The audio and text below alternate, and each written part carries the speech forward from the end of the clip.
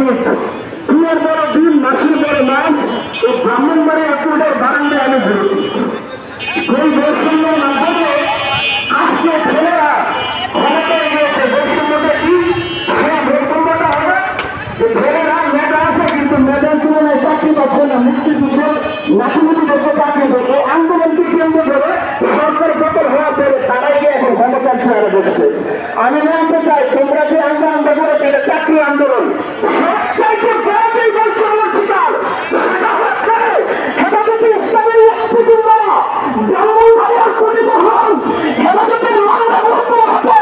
আমার চোখের সামনে আমি দেখেছি অন্যান্য মামলা করলে পরে দশে মামলাগুলো রিসিভ করেছে, আর যখনই হেফাজতের মামলার কথা শুনেছে মামলাগুলো আমাদের চোখের সামনে ইরাকেরা তুলে নিশ্চিত করে দিয়েছে।